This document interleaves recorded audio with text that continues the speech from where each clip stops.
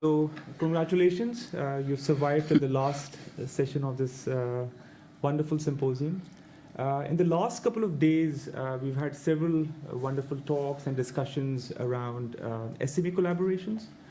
And yesterday we had some excellent presentations on the future of science. In this particular panel discussion, what we'll do is we'll put an AI lens on these two aspects, SME collaboration and future of science. And we have three amazing researchers, personalities who are going to make some comments on this topic. But I would like that it should not very much be that I'm asking these questions. So if you have some questions, feel free to interrupt and pose your questions or join in the discussion. So what I'll do now is I'll present the speakers, and after I presented each of the speakers, I will ask them to make some opening comments. After we've had opening comments for all these three speakers, we'll open the floor for discussion. But as I said earlier, if you have some questions, feel free to raise your hand and join in the conversation. So the first speaker that we have is Fatima Vafai. She is a star researcher at UNSW Sydney. She's the Deputy Director and Health Data Science Lead at the UNSW Data Science Center. She's also the founder and director of a proprietary limited company, Omniomics.ai, with the mission to develop and deploy AI technologies to enhance disease diagnosis and accelerate drug development. So big hand of applause for Fatima, and we'll ask her to make some comments. Thank you.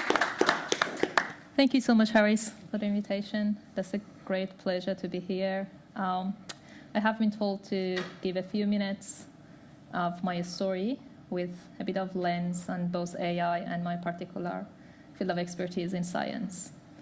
And then afterward, I would be very happy to take on questions during QA part of it.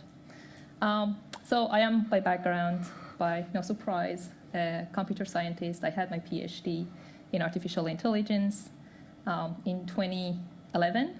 That was basically a milestone year. That was the very first year that the very first deep learning model has been developed. And DeepMind, which at the time was led by Andrew Ng, was developed a new, we call it now, deep learning model that could recognize cats in YouTube captured images.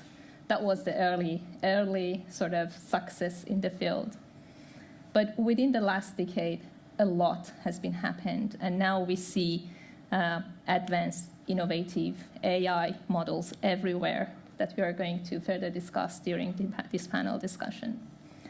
About my particular field, after my PhD, I had this luck, I would say, that I have been exposed to some biomedical research groups. And I realized that there is a lot of need there, even at that age, which is like 10 years ago, for AI techniques to be able to decipher data that has been generated in medical and biomedical domain. So let's give you an example or particular sort of areas that I'm working on. Imagine of a blood test that simply and accessibly and affordably can diagnose cancer years before the current standard imaging technique can recognize cancer or can detect tumor that has been developed. Why that happen? Blood is in constant communication with all the cells, including tumors. And tumors, to get their nutrients from blood, they have two-way communication and spill over a lot of materials into blood. And now it is a very recent field. The concept called liquid biopsy is to look into blood instead of getting the biopsy from tissue that sometimes is very invasive, very painful, coming with side effects, and recognize that whether the tumor is emerging way before that is big enough that can be diagnosed, for instance, by imaging technologies or by tissue biopsy, because the tumor should be solid at the time. However, it's a very hard task. All the cells are spilling over a lot of material into the blood. So finding the signal And distinguishing that from noise is basically like finding needle in a haystack. And this is where AI come on the scene. AI can identify, like in principle, very subtle patterns and distinguish that from background noise. Can we bring this technology into the field of medicine and enable diagnosis with AI to have more sensitive predictions for the cancer among other diseases?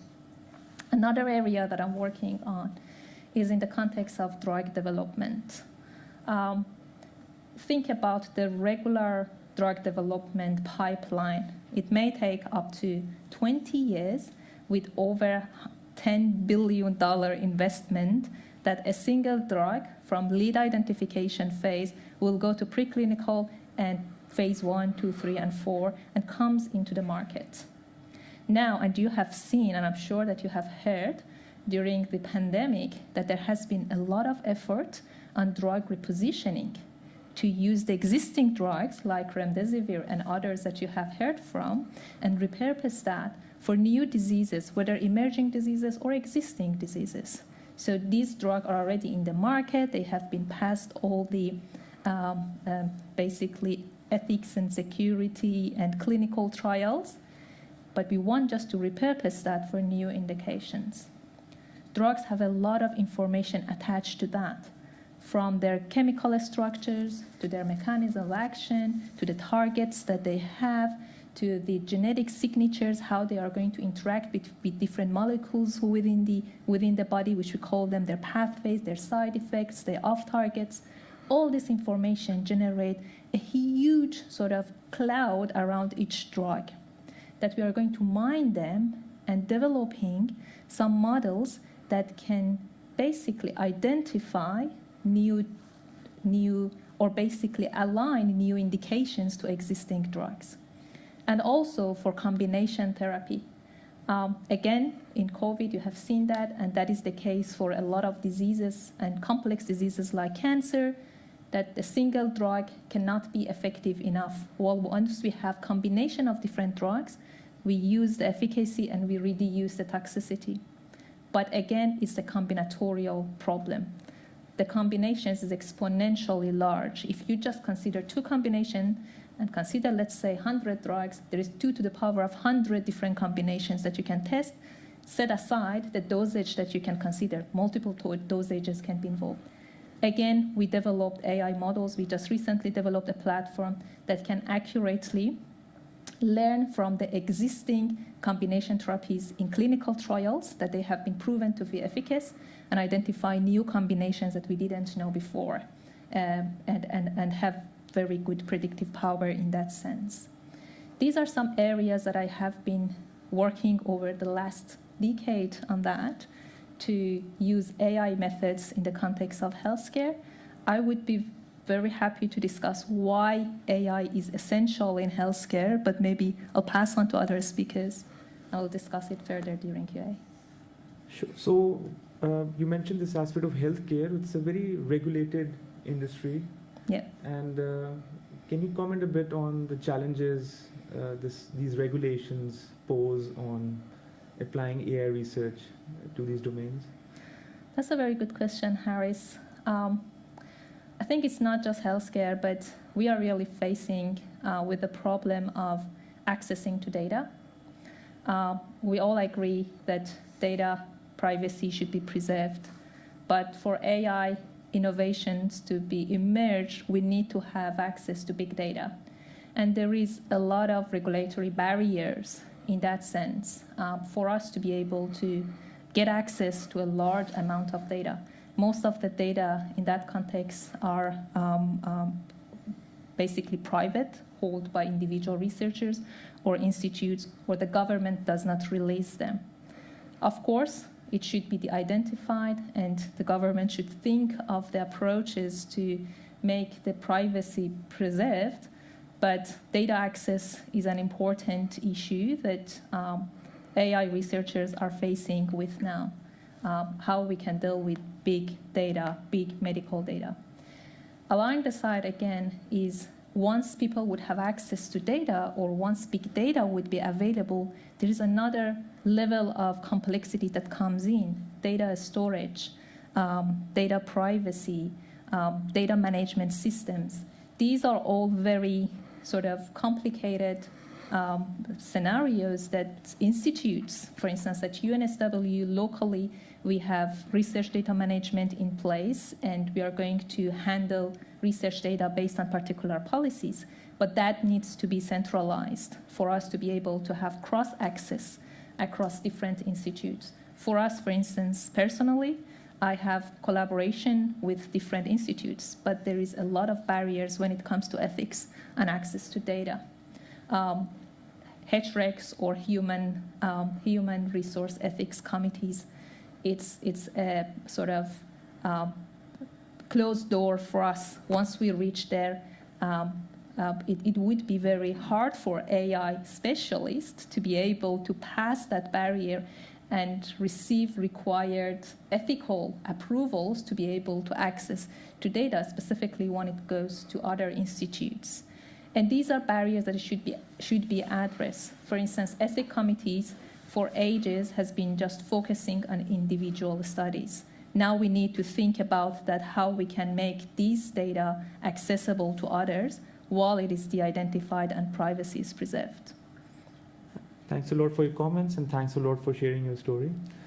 So before I move forward, if anybody has any questions for Vafaee, feel free to raise your hand. Otherwise, we'll just carry on with the flow, and I'll make an introduction for Xerxes. All right, so the next speaker we have is Xerxes Bativalla. He's the Director R&D Software and AI at Bionic Vision Technologies. With over 20 years of experience in software engineering, his experience spans cloud, mobile, desktop, and embedded development. And at BVT, Xerxes leads the software and AI roadmap, bridging the transfer of technology between research and product development. Hi, thank you for having me here. So I probably won't be able to be as eloquent and as well-spoken as my colleagues up here, but I'll probably give you a little bit of a brief background of my experience, what we're doing at BVT, and then specifically how AI fits into that picture. And so I'm a computer science by qualification from UTS, and I've worked in a number of different industries and fields, from digital media through freight and also in medical devices. Before joining BVT, I was 10 years at Cochlear working on hearing implantables in the recipient and also in the clinical domain. So this is about understanding how clinicians, once the diagnosis has been made, how do clinicians actually fit and configure these cochlear implants?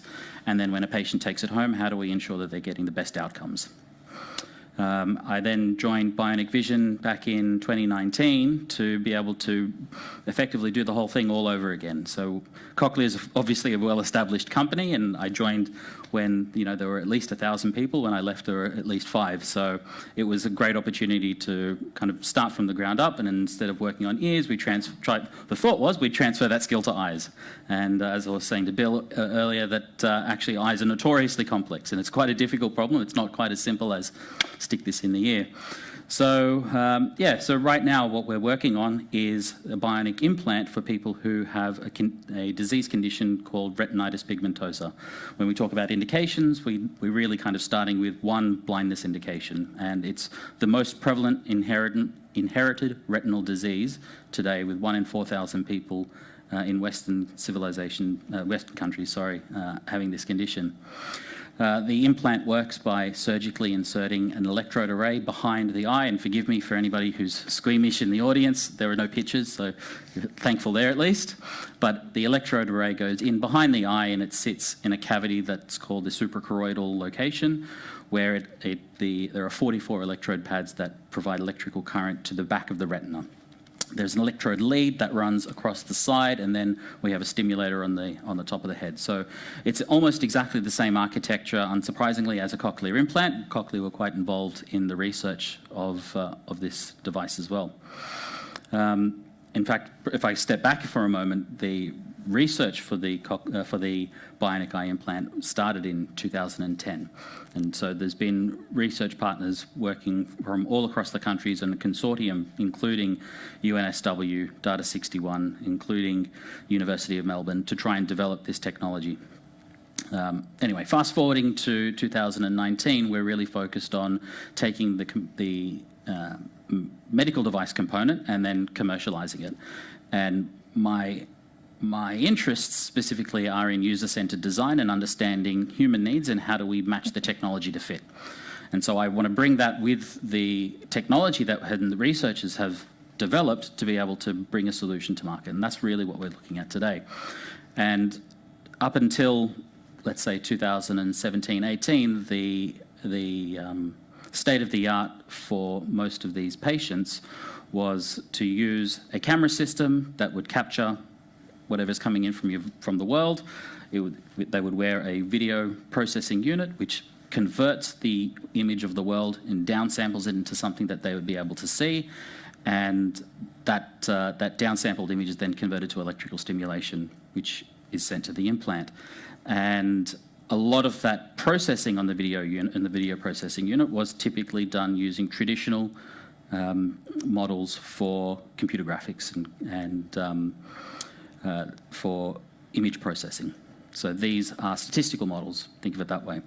So really what we've identified is that we want to be able to do more. And our patients, that we have 4 patients today who have this particular implant, and they have access to effectively contrast type of algorithms, so they are able to sort through their laundry, they are able to look out at the sky and they can see the sun and they can see the shadows, but these algorithms aren't robust enough to be able to solve a lot of the quality problems of life that they have today. And that could be anything ranging from being able to cross the road, to catching the bus, to being able to have a conversation with somebody. Just on that particular point of conversations, one of the things that I find staggering is that a lot of people who are low vision or vision impaired struggle to make eye contact. And it's something that we take for granted. Even just sitting here, I kind of scan around to be able to make eye contact with individuals as we're talking. And it's about creating that connection. So what we're looking at is finding the computer technologies that are available to be able to improve our image processing and our ability to provide the patient with more richer information. And so obviously it's no surprise that deep learned methods and deep learned technology really is changing the way that we perform any kind of image processing or any kind of computer work in that space. So yeah, really our interests are in starting to understand what the scope of the space is like, and we've made steps in that direction. We have partnered with Data61 and we're partnering with other universities as well to help us develop that deep learn pipeline for computer vision, and what does it look like for the next step in computer vision development so that we can build out a platform and a solution that helps these patients perform their daily activities of living. Thank you for your comments. Are there any other questions before I introduce Bill Simpson-Young? We'll have plenty of time for questions later as well. All right, so our third speaker is Bill Simpson-Young. He's the Chief Executive of the Grady Institute, which is a non-profit research institute that works to build ethics, accountability, and transparency into AI systems, something which Fatima briefly alluded to when she was talking about privacy and big data. So Bill has led R&D for global technology companies, including Canon and Unisys, and government-funded research organizations, including CSIRO and NICTA, and has been on executive teams of 3 leading Australian science and technology organizations, CSIRO, NICTA, and CSIRO's Data61. So we're very pleased to have you here, Bill. Thanks, Haris. Look, these guys are a hard act to follow. Both of those, I just loved everything you guys said, and I'm not going to be able to be as impressive as they are. But I'll try and say some things that might be of interest. Just a bit of my background. So I started doing machine learning work back in the 80s. I was actually doing 2 things at the same time. I was doing a Master's in Cognitive Science at UNSW, and just at the time when neural networks first took off. And so I was studying at the time that, I don't know, if people who know the history of neural networks may know the famous book, Rommel Hart and McClelland, Parallel Distributed Processing, PDP, came out in about 87, I think. And that was around the time I was studying, and I just got really into neural networks at the time. At the same time, I was actually working at Sydney University as a research assistant for Professor Ross Quinlan, who people may know of, who was sort of actually at the time was called one of the godfather, or the grandfather of machine learning. So he came up with a very famous algorithm called ID3, people may know, and then C4.5. So C4.5, I actually worked on writing the code as part of C4.5 for Ross, and that was quite notable at the time. What it did was you actually, and it was called machine learning, and my job description had machine learning in the job description in '89. So machine learning isn't new, but it was very different back then. And so what the code that I was writing would take, you'd get a whole bunch of data. You would use information theory to build a decision tree from the data, and then once you have that decision tree, you could then prune the decision tree to be more compact, and then you could generate production rules from that. So you could actually generate from data, end up with a rule-based system. And it was quite, for its time, it was quite, I mean, I'm not taking any credit for this, it was all Ross, I just was writing code. But it was probably, I think it was the world's first commercially used machine learning system, if not the first, at least one of the very first. And it was actually used commercially for many, many years, and I think it's still around. I mean, C4.0, it was open source code, but Ross took it commercial as well. But it was quite interesting at that time because neural networks was already starting to happen, in the late 80s, and the decision tree-based machine learning was sort of the standard machine learning approach, and there was a real the people in that field didn't think that neural networks would ever be a thing.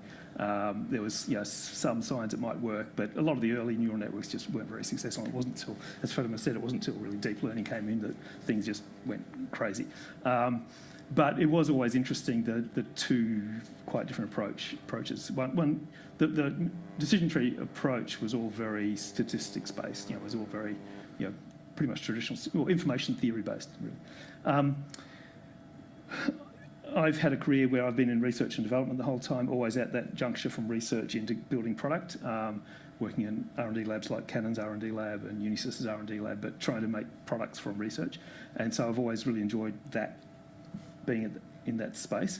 The particular work we're doing now with Gradient Institute, that comes, and machine learning was always there somewhere, right? There was always, I did a lot of work in computer vision at Canon's R&D lab, and machine learning was part of a lot of things we did, and getting more and more sophisticated as time went on.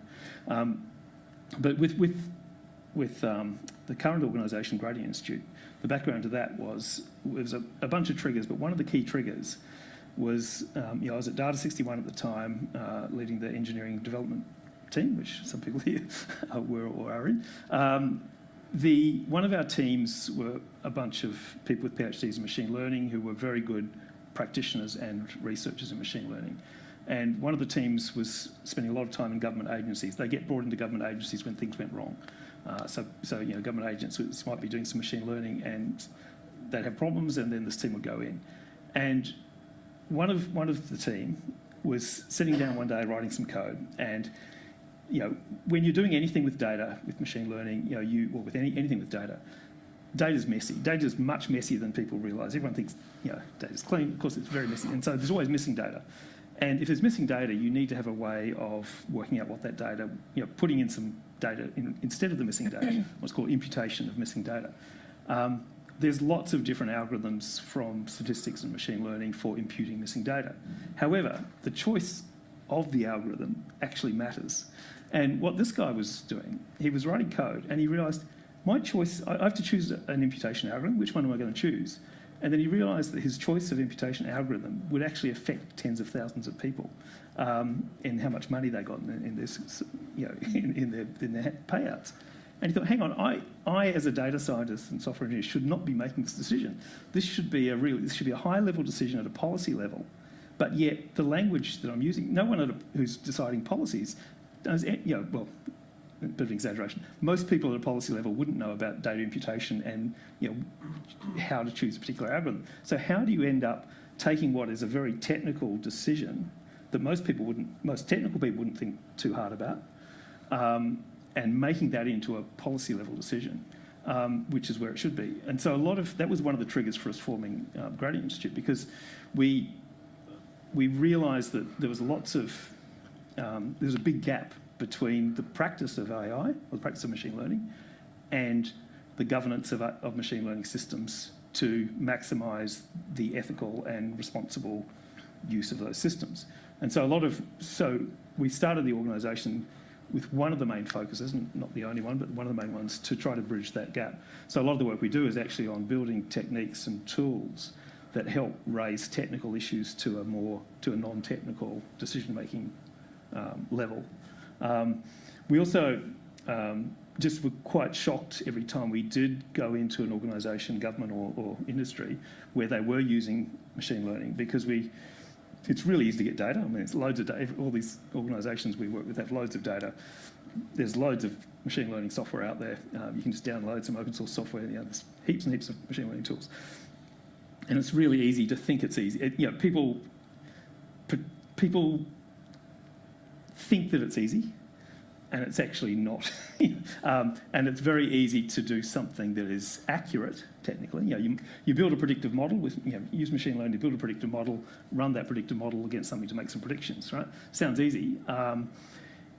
In reality, there's usually more to a successful operation of a system than the accuracy of the predictions. For example, being machine learning, when you're making predictions, you're going to get some wrong because they're predictions, right? You don't know the future. You don't know, you're making a prediction. And how often people are looking at the average error. But when you're making predictions about a population of people, if it turns out that the average error is okay, but yet all of your errors are being made on the same type of people, let's say all your errors are made on women and not so much on men, then you've got a problem in your system. But a lot of people building machine learning systems haven't traditionally looked at those sort of issues. So a lot of our work goes into helping organisations run their AI systems in an ethical and responsible way, from a technical perspective right up to a governance perspective. So we're working now with all the big, most of the big banks, telcos, insurance companies, and digital platforms, helping them reflect, articulate their ethical intent, but map that ethical intent down onto the way in which the systems operate, and then monitoring the systems so that they operate according to that. And so we do research in that area, we do training in that area, and we do a lot of influence of government policy in that area as well, and both in Australia and overseas. Yeah. No, you mentioned a very important thing regarding the consequences these recommendations can have. Recently, I saw this news on that there was some recommendation on Amazon for some search somebody did, which was related to suicide, and then the same person was getting even more refined and precise recommendations which were related. So it's very important that these considerations are taken into account. One other thing that you mentioned was ethical and fair, and this is something which is related to yesterday's presentation on privacy, and there were quite a few slides on how to formalize privacy. Same challenge seems to be here. How do we define fairness, equity, ethics, and how do we translate those into actual algorithms? Do you want to say a bit more? Yeah, I will say a little bit about that. I mean, there is a real field. I mean, for those who don't know, there's a big field of algorithmic fairness now. And there's lots of people, it's funny, because there's lots of ethical considerations in systems. A lot of attention has been given to fairness because it's easy to convert to numbers. Because, if you're saying that this system must, have a similar error rate with, similar number of false positives for males and females, say, that's all very computationally feasible. And so a lot of effort goes into these measures of algorithmic fairness. Now, the thing is, there's actually hundreds of measures of algorithmic fairness. I can talk for hours about this, and they've all got different names. But the reality is, and people, there's lots of tools now, lots of software tools now for algorithmic fairness, and IBM have got some tools, Microsoft have got some tools, everyone has some tools. The problem is, and we get this all the time, we're talking to companies and they say, tell us which of these measures to use for fairness for this system. And we say, well, tell us what you're trying to achieve with this system. So for a given application, what are you actually trying to achieve? And so if you take banks, say now, just an example, banks are using AI now for credit, for credit decisions. They're using it for marketing. They're using it for fraud detection. They're using it for a whole lot of things. Right? That's AI throughout the organisations. If you take a very specific application, what we force organisations or get organisations to do is to actually try to articulate what they're trying to achieve from an ethical point of view with a given system. Is it appropriate that males and females are treated differently in this system? Is it appropriate that minority groups are treated differently? Get them to articulate. And this is challenging because if you don't, we always get pushback because people say, well, look, we don't want to have to articulate that. But the thing is, if you don't articulate it, it's going to happen anyhow. The system is going to have all these properties. You just won't know what they are. So you're better off actually saying what properties you want the system to have, and then make sure the system has those properties. And so fairness is actually, although there's a lot of work in algorithmic fairness, a lot of it is really at the sort of low algorithmic level, which doesn't easily map onto a given application being fair in general. There is a lot of work that has to be done to work out which measures should be used and why. And it's interesting there's such a gap between the academic work in algorithmic fairness and what is the most responsible way to use AI in a system. And it sort of ends up being a lot of the companies that bring us in, the technical people have discovered algorithmic fairness, they've tried a whole bunch of things, and then they go, well, hang on, which one do we use when? And that's where we sort of often come in and help them set up the whole governance framework around that. All right. Brain? So I have a question for Bill. So, see, there's one thing which I always had a question I thought I'll ask you.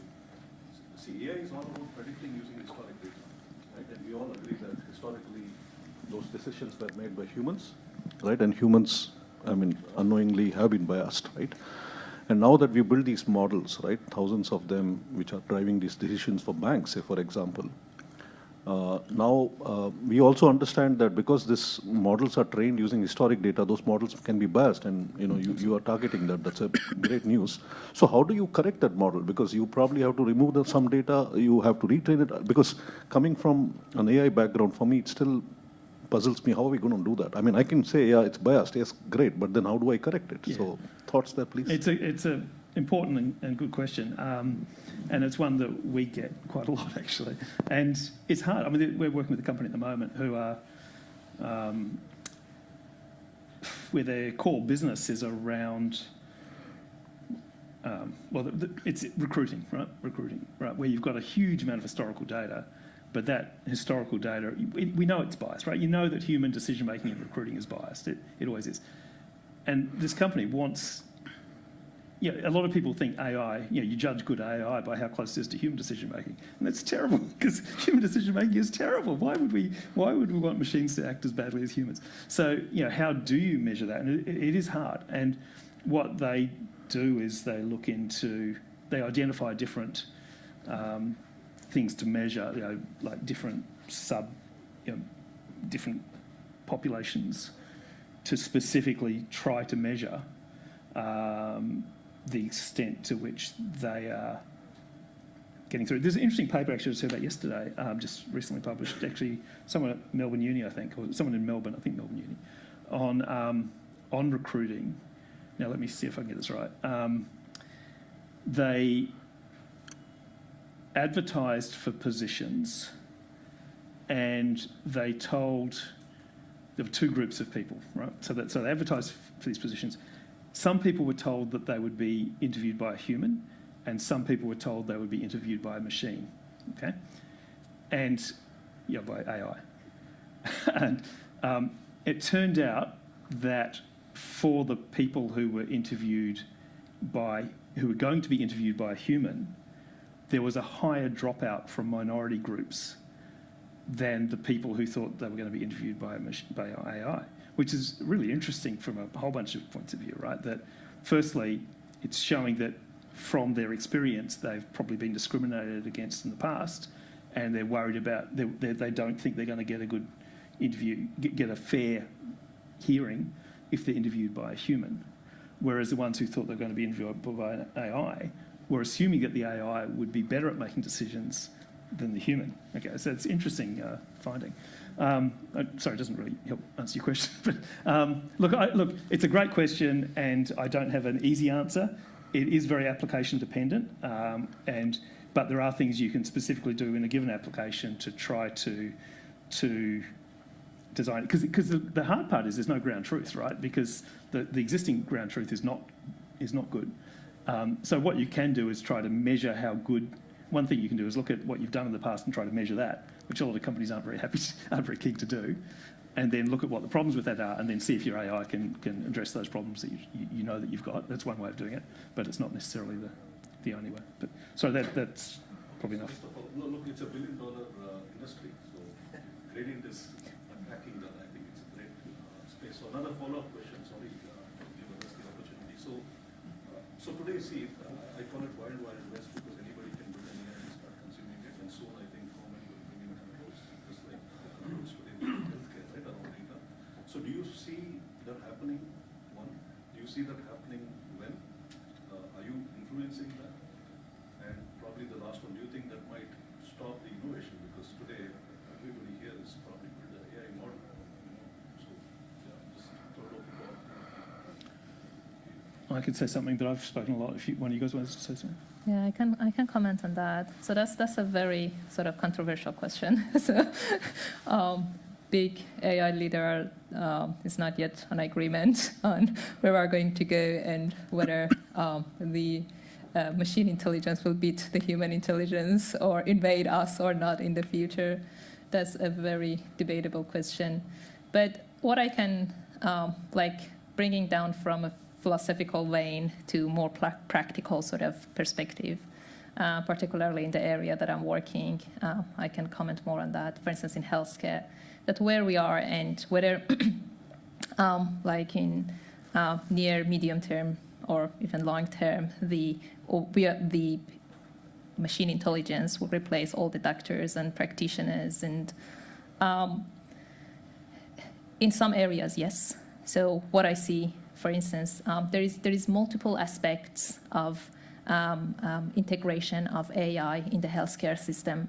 That would be from the molecular data to image recognition, voice recognition, integration or fusion of different types of data, different medical, electric medical records or different sensors that now Fitbits and etc. So, we can collect a lot of information that by no means they are even understandable or comprehensible by humans. So first, AI is going to open up an aspect that was unreachable beforehand by human. In my field, for instance, we're working on molecular data.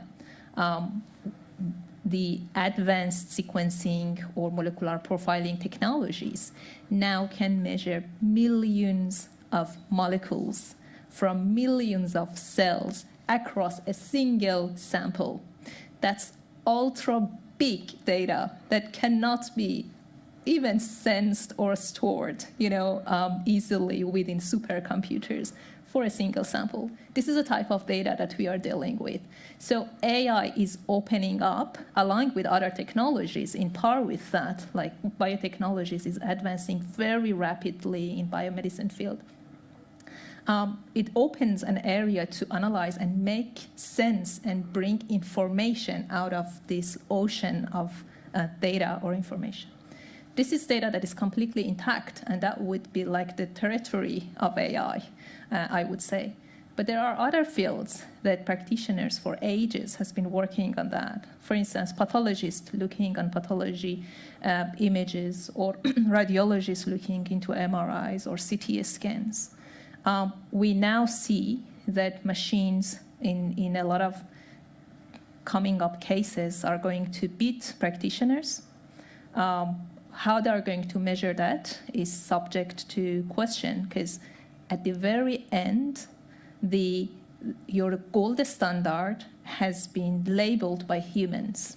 Okay, so how we are going to say that this is cancer or this is, for instance, pneumonia versus COVID? There is a panel of practitioners that has been decided on that, and then that would be the gold standard. So there is a bit of sort of vicious cycle there that how we are going to evaluate machines. But there is no doubt that machines are now very accurate in medical image recognition. We are going very fast in that space. So if a radiologist's role is just to diagnose, for instance, cancer or pneumonia or any other abnormality from an MRI, that could be replaced, I would say. So this is where we should think more innovatively for human intelligence workforce as well, that what we can do that it would be complementary to what machine can do or can be automated. Okay, so one of the themes is future of science, but let me just go back to the future of AI. All of you mentioned how during the 2010s, deep learning has dramatically changed the story. Can you comment on some of the limitations which we might encounter in the future, or is it going to be an exponential trajectory in all respects? I might just say something as a follow-on to what Fatima just said, which highlights a problem with current machine learning. So she was talking about pneumonia, for example. Now, there's a lot of people when they apply machine learning in a really, in the simple way that people often apply machine learning. There's a paper about this which shows that if you take predictions, you take a medical image of someone with pneumonia and you predict the likelihood of them having pneumonia. If you do that in a really dumb way, as most people would, it's really easy to take into account factors that you should not be taking into account, or features that you shouldn't be taking into account. So, for example, in this particular paper, they showed that in a particular situation where they distinguished between, they had different levels of success in predicting pneumonia, it turns out that whether or not the machine that had been used for the radiology was a portable one or not was actually a factor that was taken into account, which it should not have been. There was, which it turns out which hospital the image was taken ended up being a significant thing. So there's properties of the image that aren't about the scan of the human that end up sometimes accidentally being taken into account by people who aren't using AI properly. And other examples are where again, radiology of pneumonia was there was. A classifier was built that ended up distinguishing, the successful, being very successful at distinguishing the successful from the the ones that had pneumonia from the ones that didn't have pneumonia in the test data. But it turned out that was because the ones that were positive cases, the radiologist had written something on the X-ray, and that was being taken into account in training the algorithm. Anyhow, the point I'm saying is a lot of machine learning, that level above the machine learning where there is better human consideration of the context, because data is always captured in a context, and often people think that they're using raw data when there's no such thing as raw data. Raw data is not a thing. Data is always captured in a context for a reason.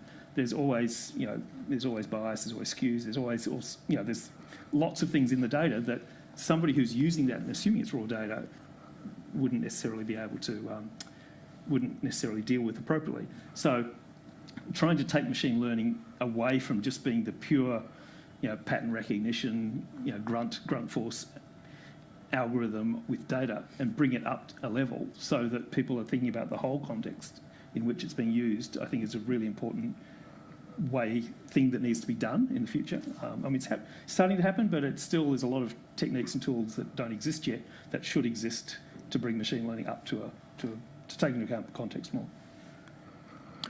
If it's all right, I might just jump in as well. I had a thought, Prem, with regard to your answer, that one of the other considerations, we've talked a lot about diagnostics and data, and in particular the regulatory impacts of how do you collect this data, store it, GDPR compliance, HIPAA compliance, all of that type of stuff. And I want to kind of cast a slightly different lens, which is once you have these models and you deploy them in the field, how do you know that they're safe, firstly? But then secondly, how do you know that when you're going to retrain your model, how do you know that you've done that in a safe way and that the outcomes are the same? And the regulatory bodies, if I speak for the FDA at least being the largest one, they are thinking about this, and they are providing guidance in some capacity of, we don't expect you to do X, Y, and Z. It's not prescriptive, but we do anticipate here is good machine learning practice, GLMP. And you can follow these guidelines, and there are a set of 10 guidelines that they've kind of come up with to indicate when you're doing your ML ops for medical devices, here are the type of things that you should be following, or the processes that you should be following, to ensure that your data set, not your data set, but actually it is your data set as well. It also includes bias in data, is not going to drastically change outcomes. Is that published? I'm sorry? Is that available? Yeah, GLMP it's called. Okay, that's interesting. So what you're saying, instead of regulations, there'll be best practices by the government or regulators so that you can... Yeah, and in fact, I've observed that a lot of the regulations, particularly if you're speaking of GLMP, it tends to be best practice within industry anyway. And we were chatting earlier in one of the breaks, and I've forgotten one of the gentlemen I was speaking to said that the regulators tend to stand back at least a little bit so that the industry can innovate. And I think that's actually quite sentient. It's true that without giving some space for innovation, there's not going to be a whole lot of opportunity to understand and explore what these opportunities are, and then the regulations can come afterwards following best guidelines, so to speak. I think it's interesting at the moment. Oh, sorry, I'm going to say a bit on that quickly. Sure. We have had That's this all right. gentleman The question is waiting. going to link to this. No, you go. All right. I was going to say, and partly to not commenting for any of my employers, including the regulatory bodies, but just unpacking it, thinking through some of the stuff that was said today. Ian Ockman was talking about the complexities of systems and how some systems may never be able to be worked through, and the interaction between different systems is immensely complicated. You've spoken about the challenges, particularly what would effectively be called coders liability, and the concepts of the coders are doing something and giving no instruction or limited instructions on the outcomes from it. How, in the context of all the use of AI systems, particularly when there's so many consultants and other bodies saying, we can sell you a solution and it will fix every social issue that's been thrown at it, while simultaneously saying that this particular AI is meant to do all this stuff and it's not going to have problems. How do you actually think, or do you think it's possible that we can execute these systems in a way that actually delivers what everyone wants? Because it's starting to sound a bit like the fundamental thesis of economics of how do we give everything what they want, everyone what they want with limited resources and limited means to actually do it. Is there even a means to get AI to get where people want to get? Or is it always going to be a moderated system that's just has to be more carefully used as the right tool for the right job?